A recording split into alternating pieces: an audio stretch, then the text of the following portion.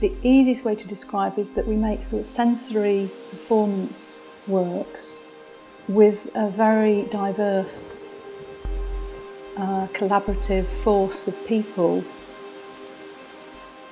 So there's a strong sort of political part to it, where we're asking questions about ethics and aesthetics.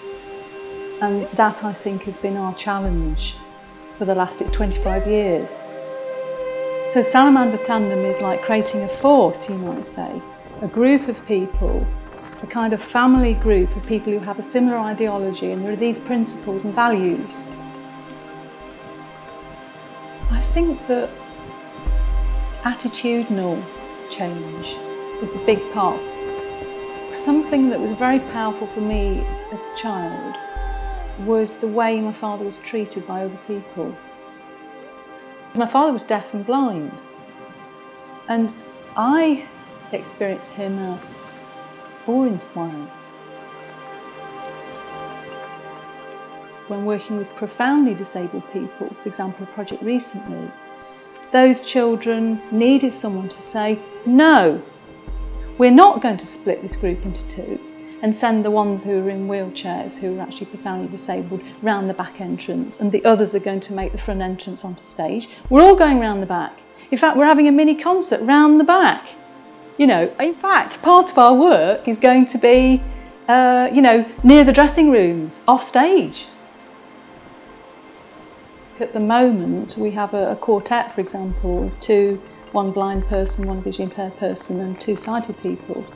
It's very much about their leadership and how I might help to facilitate.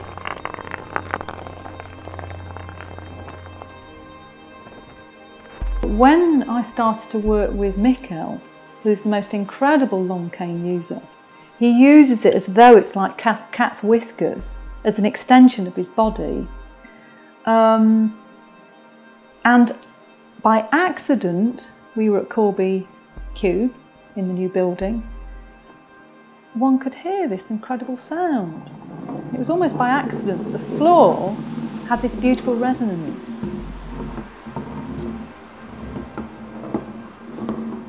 And of course I had no idea until we went to Leeds to do White Cane that Takashi described this warm wind, and this beautiful tune came out of it.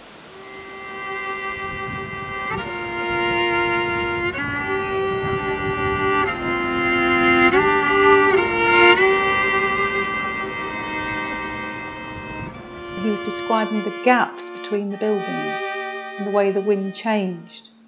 He could feel it, the gaps between the buildings. And that then became the core concept. Feeling in the movement, in the body, in the skin, what other people may not even know or realise is there. And to take the audience with us, to experience the gap between the building, to experience the movement of the trees.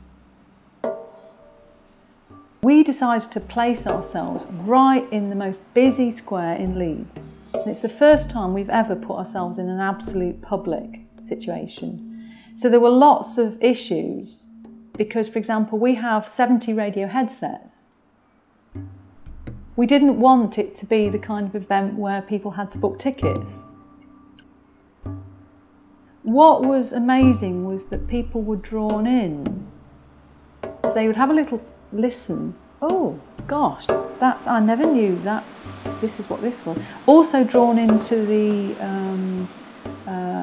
world that Takashi describes of listening to the buildings, sensing the environment in a very different way. Essentially, it's sort of, Mikkel went to the top, he waited with his long cane, and through the audio description in the headset, we asked people if they would like to take the journey. And they would take a very different journey from the journey they took on a regular basis. And then in the midst of all this, you've got people in business suits, and you've got folks that are wandering around their daily business, as well as this slow moving group of people. In dance, we're stuck by using sight as the dominant sense. defining what sort of dancing has value.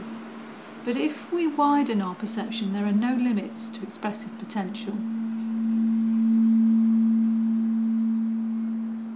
We deeply know in dance, when we see a performer who is really connected back to their inner imagination, is also connected to their environment, we then suddenly begin to see there is this somatic sensory component that makes the difference between that kind of empty shell type of copying of or aping of someone else's movement and your own connection with movement.